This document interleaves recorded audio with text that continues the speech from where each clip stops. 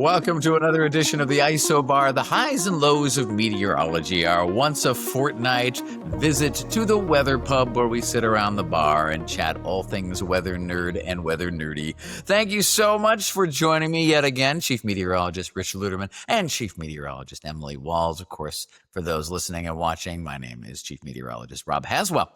It has been a very interesting couple of weeks since we last talked. I almost feel like we should have the Isobar on more frequently because every time we take a gap, massive weather events occur. So let's get to the most recent, obviously a significant snowstorm over a significant holiday, right? The timing couldn't have been worse over the Thanksgiving weekend for us. We survived it, but it was rough. Yeah, down in Chicago, we got hit pretty hard with that one. Just cancellations alone, not even considering delays out of our airports. The two major airports that we have in the area, O'Hare and Midway, we had over 1,400 cancellations on Saturday alone. That ended up stretching into Sunday. And then on Monday, we had even more flights delayed and canceled because we had an additional little snowstorm that came through. But the weekend one, that's really what got us. So we had about 7 to 11 inches across a large portion of the region, a little bit less in parts of Northwest Indiana, where we saw about 6 to 8 inches in total. But regardless, this was the biggest snowstorm that we've had in a long time. In fact, on Saturday alone, we actually recorded 8.4 inches of snow at O'Hare, which in a single day, this is going down in history as the snowiest November day that Chicago has on record that we've ever seen. So it was very significant for us. But boy, the delays and the travel impacts that we had, that was a big whammy for Thanksgiving weekend. Yeah, and then just up the road here, pretty much the same story. Obviously, some huge travel impacts on a big, busy travel weekend. We had a record amount of snow. We had, the upper end of it was 12 to 14 inches. We got over 6 inches worth of snow officially at Mitchell International, causing all kinds of domino effects right across the area. And, this was just a couple of weeks past the big lake effect event that slammed into counties south of Milwaukee. We're seeing Kenosha area seeing 14 inches worth of snow. So they had just melted from under that to then get hit with this again through the Thanksgiving weekend. How are things over in Detroit, Rich? Rob and Emily, we got a fair amount over the weekend.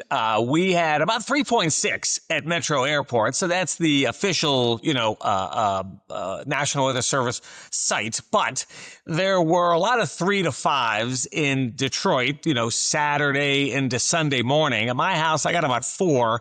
But there were some spots near Saginaw, out there around Hamburg and Pinckney. This is to the west side of Detroit that picked up close to 7. So most areas 3 to 5, a few areas higher. Downriver, which is very close to Lake Erie, they actually got less because the Lake Erie influence sometimes can actually bring a little warming effect to that part of Michigan. So there was like an inch downriver Michigan, south of Detroit. So another interesting storm.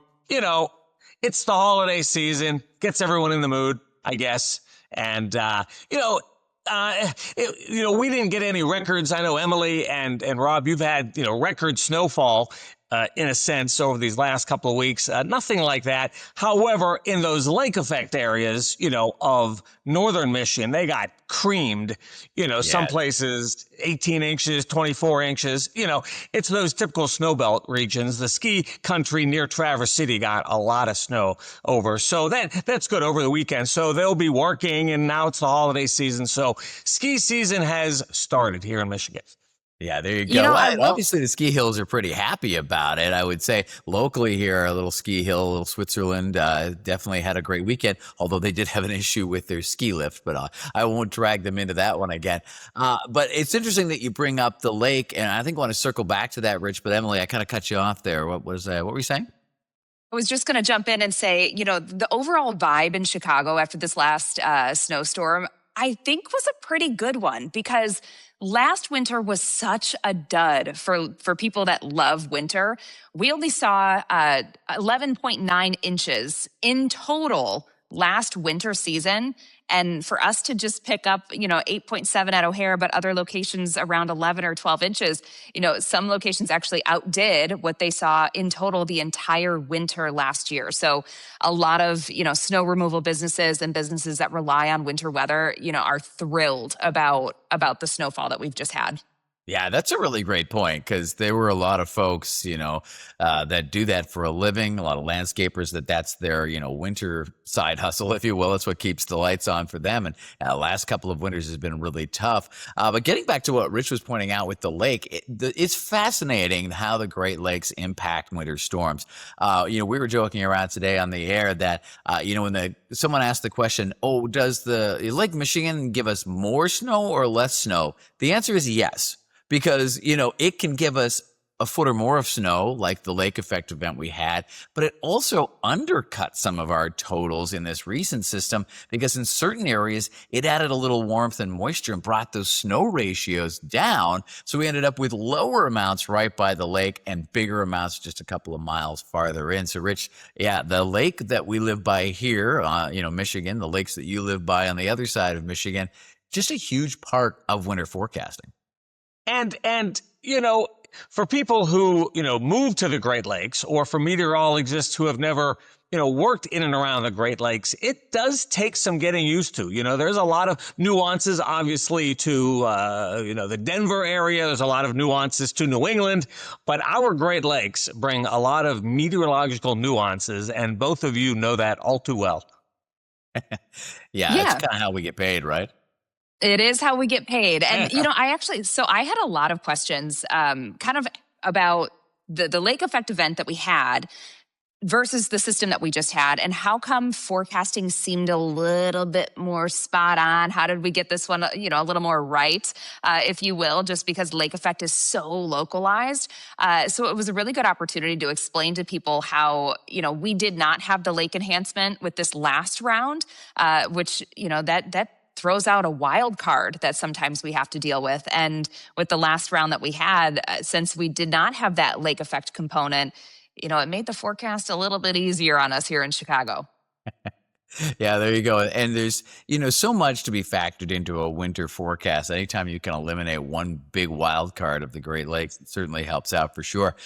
So, of course, that was basically the end of November. And as we look back on the month that was the 11th month of the year, for me here in Milwaukee, it was really off and on hit and miss. So we had basically 50-50 when you look at the, highs for the month. We had about half the month with above average temperatures and half the month with below average temperatures. We even set a record about 10, 12 days into the month, getting into the, near 70. And then we end the month on this cold stretch and head in December with massive chill, throwing in, of course, the snowstorms along the way. I don't know if it was as up and down, back and forth for you guys, but, let's dig in. It was definitely back and forth here. We're close enough, Rob, that our weather is oftentimes pretty similar. So the first half of November was very warm, second half very cold, but we still ended up averaging out just a little bit warmer than average by about 1.1 degrees. So not very much warmer than average, but at least a little bit. And because of that, fall as a whole, each and every month was actually coming in warmer than average. Yeah, I think that's a good point because the highs were higher than the lows were lower. The days that were on the cooler side were only off by a bit, whereas we did set some record highs for high temperatures. So you're right, it did end up being slightly above overall. How did Detroit fare this November? We were very close to average with temperatures. I mean, within like 0.2 degrees on either side of average for the monthly total. Snow, though, we've had a couple of events, so we're running hot in terms of snowfall. We've had 5.8, so we're a little more than where we should be so early in the season. And I keep reminding people, we're a little under 3 weeks away from the official start of winter. We've been throwing out the winter words for the last couple of weeks, but, it's still fall. And I know there's the climatological fall and then, the calendar fall. But, we're just getting started and we're off to a cold start these last couple of weeks. And it looks like moving forward, it's going to be very chilly right into the middle part of December. So, once the cold air is in place, of course, we're going to have more snow events. Yeah, there you go. I mean, the 8 to 14 day temperature trend that I was looking at this morning has our entire region staying below average. That gets us about to the middle of December before we can kind of turn things around. And let me ask you this, guys, because I've had a lot of the same kind of reaction to what's been going on in November, at least the latter half of November, which is, why is everything starting so early this year?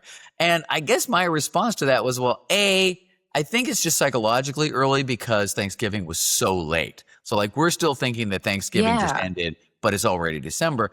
B, it's not really that early. We've just been so, treated so lightly by old man winter the last 2 or 3 years.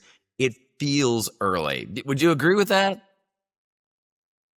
Yeah, I'd agree with that for sure. Certainly looking back to the last couple of years, we've had it so easy that I think a lot of us kind of forgot how soon this stuff can start. But also, we really didn't ease our way into it. I think that's another really big aspect of it. That's a It good was just point. kind of Yeah. like we flipped the switch and we went cold and straight to winter, and here we are now. And later this week we're talking about low temperatures that are going to be near zero here in Chicago. We have wind chill temperatures that could potentially be pretty close to 15 to 20 below, which, as we know, we more so talk about that in January and February, not usually the very beginning of December. So we did not ease into this. It's a harder adjustment.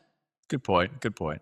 Rich, are you getting the same Come vibe on. over there? We knew this was coming. We had such a nice fall for a good chunk of it, and I think we suspected that perhaps a switch was going to get thrown. Mother Nature was going to move that switch and bring us the winter stuff. Thankfully we have not had a lot of ice over here. Straight snow events are often easier to deal with than those wintry mix events that we get in the Great Lakes. But it's been pretty cold, and yeah, I was cursing. I mean, I was shoveling snow. I got the driveway, and this past Sunday morning, I was shoveling about 4 inches off the driveway, and all my neighbors were out helping, and some of the kids were out helping. But after about 35, 40 minutes, I was worn out. Yeah, I was one of there you those go. people. I was holly and jolly with all of the snow, but one, I live in a condo, so it's not my problem anymore. Yeah, yeah. I've got other people that clear the sidewalks in front of the building and whatnot, but I remember the days living in Michigan when it was my problem. I had the driveway, and it changes things when you can just simply enjoy it versus when you have to deal with it. Yeah, when you're sitting in with a hot cup of cocoa and watching a Hallmark movie or Yeah. repeats at the Isobar, it's all good, right? But yeah, I think that's a really good point, Rich. And I posted my shoveling of my driveway, which was closer to 8 to 10 inches worth of snow, That's a lot. and I got a lot of weird comments about, oh, come on, you must have a snowblower. My garage is barely big enough for my car. Where's the snowblower going to go? It's certainly not going to take the space of my Harley. So no snowblower here. And B, they were all like, oh, you must have someone do. No, I was raised that if you don't pay someone for something you can do yourself. So yes, I sweated a lot and cursed a lot like you, Rich, but I did get it done myself. I would make a spot in my kitchen for a snowblower if that was the case. That's a really good look. I would make it happen. I do have a large snowblower because I've actually bought it off the previous owner. That was 25 years ago, and it still runs great. But once I got outside, 2 of my neighbors already had theirs out. So that's a nice thing. When the neighbors have theirs going, there's no reason to get another one, especially when we get 4 inches. Now, if it's 8 inches, then all hands on deck, all snow blowers are in on it. But we didn't really get clobbered this past weekend. Yeah, there you go. All right, well, let's talk a bit about ice because you kind of brought it up in a different way, Rich. But the ice that I want to talk about this time around is the ice that is starting to form out on some of our area lakes. And of course, all 3 of our states are big into winter sports, including ice fishing. We are nowhere near ready for that. Believe me, I'd love to go play some pond hockey today, but it's not going to happen. This thin ice, though, I think could be problematic in the days ahead. Would you agree, Rich? I mean, this cold isn't going to be cold enough. No way. It's terrible that we do these stories year in and year out about people getting into trouble on the ice. I mean, a lot of the stories have happy endings. The Coast Guard or the Marine divisions of the local sheriff departments will be out there and they make the rescue, and that's great. But it just seems that too often, it doesn't have a good ending, and we'll say it over and over again. You got to be weary of thin ice, early season, even midwinter ice. Can sometimes be a touch and go. So, a lot of the people that go on the ice, I mean, they're salty and they get it and they understand the Great Lakes and the ice that forms in many instances. But if you're a rookie, it's not the time to be out there, on the local pond or on the little back bays of the Great Lakes. Big time. Yeah, give it a few more weeks for sure. Now, Emily, I would imagine, like you, there are quite a few rivers obviously going through Chicago, like Milwaukee. You probably have a similar problem that we have here in Milwaukee, is that folks out partying think that they can go walk on the river. Yes. Yeah. Let's talk a bit about that, if you would. So a lot of times here in the Chicago area, we're not seeing ice on the river until closer to the heart of January into February. But still, I think it's something that we really, really have to spend time talking to our young people about and our kids when you're around water that looks like it's safe to be out on if it's beginning to ice over. And, I have a 6-year-old at home. Kids are curious, if you're around a pond or an inland lake even that it looks like it's safe for them, they don't understand that can't support their weight. So, unfortunately, it is just like Rich was saying, you hear those stories and there's a lot we hear about it every single year, right? But a lot of it is we need to talk to our kids a lot too, to just stay away altogether.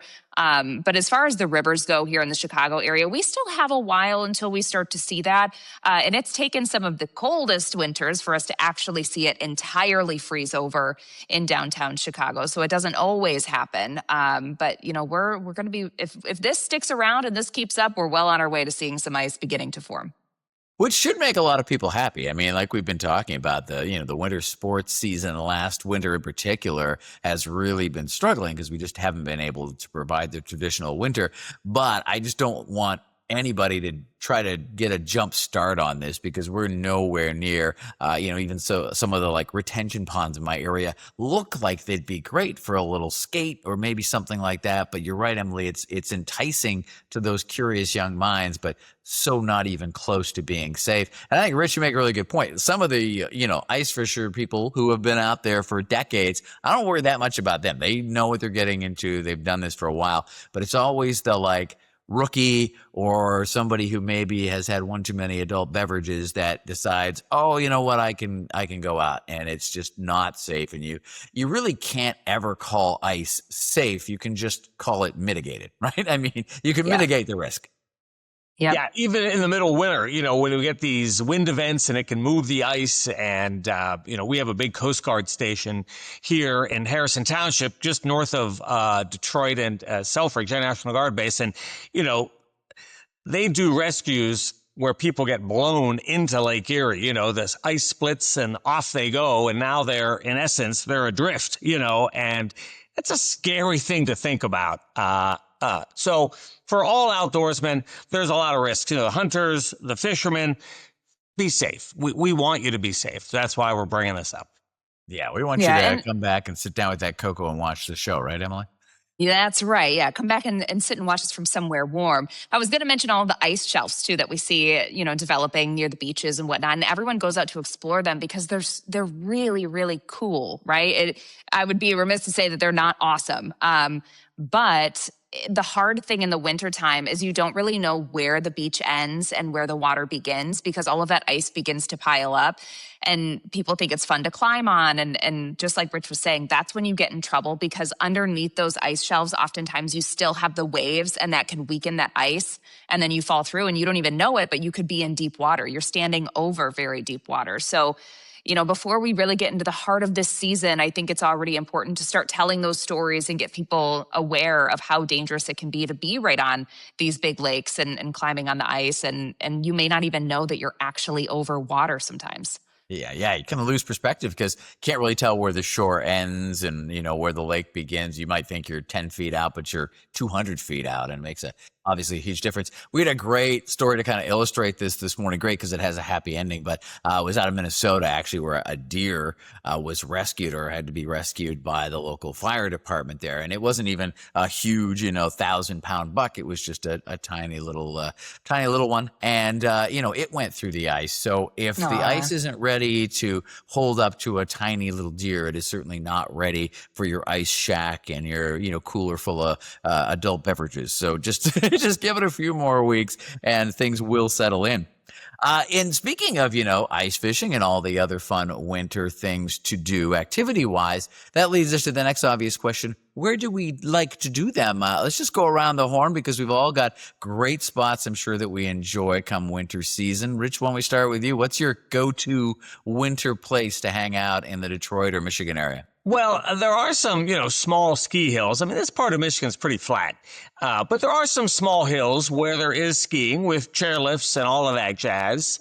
Pine Knob is one, and Mount Holly. These are small places, but over the years, I like taking the hike in the state park. Even when there is snow, a few inches of snow, you can still get that beauty being in the woods. So one of my favorite state parks is Proud Lake State Park. It's in Commerce Township. It's about 4,500 acres, not all that big, but there's some very nice trails, and you get out there and you hear the quiet. You hear the quiet. And that's a good thing, And then I treat myself to a little hot coffee on the way home, either at Dunkin' or Tim Hortons, a little plug there. But then downtown Detroit, there's Campus Martius. There's an outdoor rink. And it's very beautiful. It's very festive with the lights and warming stations. So there's no reason to stay indoors all winter. Get out there and find something to do. Oh, Rich, you know how to wound me with the Tim Hortons reference. Oh, This yeah. Oh my gosh, former I know. Canadian Instantly, I'm can't thinking even of get different any. things. But So yes, I good. agree. Emily, where's your go-to? I'm all over the place. So just like Rich was mentioning, just hearing the quiet and the peacefulness of the woods, you can find me at a good forest preserve. We have a lot of those around the city. Not immediately downtown. You got to go out to the outskirts a little bit more to get to see some of those, but they're just so beautiful and quiet. And, that is something that you don't always get in the city. That's part of the city charm, of course, but it's nice to get away sometimes as well. And then also we have a lot going on downtown, especially around the holiday times. So we've got ice skating rinks. We've got, just beautiful lights everywhere. This past weekend when we picked up all of that snow, my goodness, you could not keep me inside because everything was so stunning with the snow and the branches full of snow, and people were outside enjoying it. It was really, really beautiful to see. Oh, very perfect. Yeah, we're getting some great video there of some ice skaters.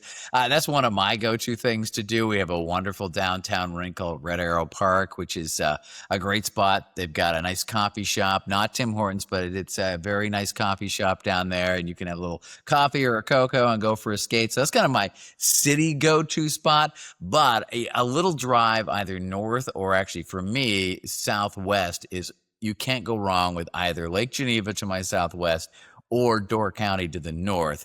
Lake Geneva, wonderful little spot down there. Every year they have a snow sculpting competition, so that's an amazing place to go. And then Door County it's just like this, it's like Hallmark movie came to life. In fact, there's a brand new Christmas movie that just came out this year called A Cherry Pie Christmas, I think, or something, that is set in Door County. And it's like stepping back in time and stepping into, It's a Wonderful Life, the good part of the movie. So yeah, those are kind of the two travel spots that I would point out. But there's just like a million things to do, that you can't do when you are in the summer months, like watch a big old bear roll around like we're checking Yeah, out at the Brookfield Zoo. I was just gonna I mean, say, that how bear did you knows how guys to get? love winter. Yeah, I was gonna say, how did you get this video of me? Yeah, so this is at Brookfield Zoo, and as you can see, the animals here locally. We're loving the snowfall as Look well. at This that. guy looks like he could get up and move a little bit. He looks like he's been sitting there for a while, getting all the snow Probably just accumulating going on to. him. Oh my goodness, that's pretty good stuff. Yeah, so obviously the zoo's another great spot to go to. We have a Milwaukee County Zoo here. I know you've got a great zoo in Detroit as well, Rich. It's it's always fun to watch how the animals react. It is good. And in fact, the Detroit Zoo, they put on a whole light display, so it's not just the animals in the winter environment, but it's the lights and it's the season and, of course, the treats along the way. So, yeah, it's easy to stay inside and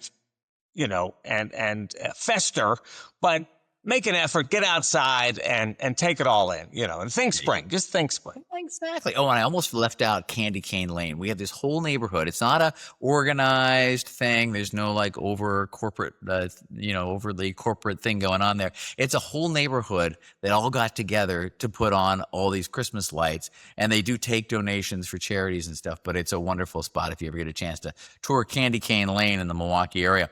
Of course, we are going into December when all of these things will be even more exciting because we'll be getting closer and closer to the big holiday season with Hanukkah and Christmas and everything else around the corner.